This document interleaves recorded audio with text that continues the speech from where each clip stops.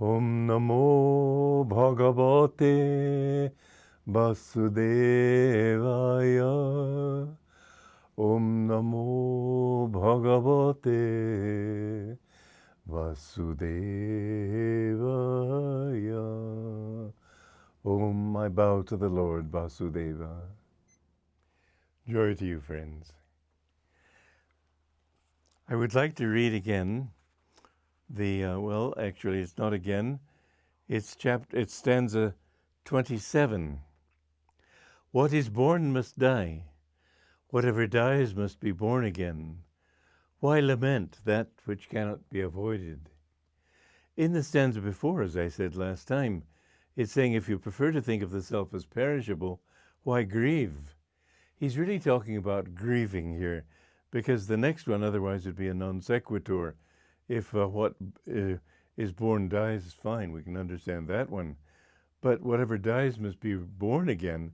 This is the question. The only way we can rationalize it is impersonally, that matter cannot be destroyed or created. And so when you die, the atoms that made up your body begin to reform in other bodies. And in fact, a planetarium I went to many years ago said that the atoms in your body may have existed in a prior universe before this universe was even created. It's a very lovely thing to think so expansively. The Gita here is telling us to, above all, realize that nothing should get our goat, so to speak. Nothing should make us grieve. We should accept what is, whatever is, is. You'll save yourself a lot of trouble in life if you can do that. That's one reason I've never been nervous when lecturing in public, because I think, well, if I'm a dunce and if people know it, what difference does it make? And if they like what I am doing, other people may not, so what difference does it make? This life is always just a heaving sea with everything going up and down. So if you fail at one thing, you may succeed in another. If you kill one quality, some other quality may come up that is good or bad, but don't worry about it. Just do your best. This is the essence of what the Shankya philosophy is teaching and what Krishna is teaching in these particular passages. That the first thing is to get your mind calm. Be detached from the world. Be detached from what other people think. Be detached from what happens, as the basic teaching of the Bhagavad Gita, as far as our own behavior is concerned, goes, is nishkam karma, act without desire for the fruits of action. That which will help you to achieve a calm mind will help you also to be able to see things clearly. When people at a horse race and their own horse is not, you're not sure if it's going to win or not, it's to second place and trying to move up, and you get all excited, think, come on, Jasper, come on, or whatever your name is, and you get so excited that you can't really think of anything else.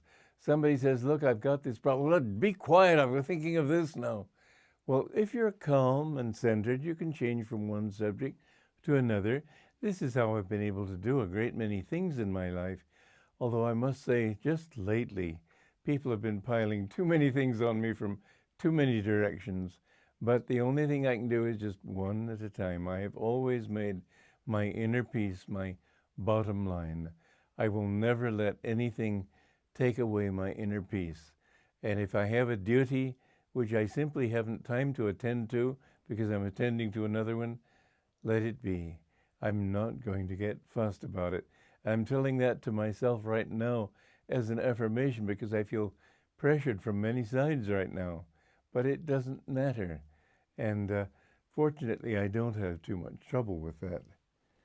So anyway, here we're finding that what is born must die. Whatever dies must be born again. And in reality, this is also true, that rebirth is a part of the whole show in this world. Some people think that, well, life keeps coming. As Gandhi said, in the midst of death, life persists. But many people, especially in the West, doubt that it's the same life that persists. They think it's just the ocean throwing up new waves. Whereas the ancient teaching is that that same life which created and coalesced your qualities as a human being, not just your body, your tendencies, your likes and dislikes, your habits, your inclinations, all of these things are also, they are sort of a vortex that you've built around your ego. And until that vortex can be destroyed, can be dissipated, and all its energies go outward to merge into the wholeness of life, you will keep together. The body is not your final reality. You know, when they exploded the atom, they found that the power from an exploded atom is enormous, much greater than just a nitroglycerin bomb, let's say.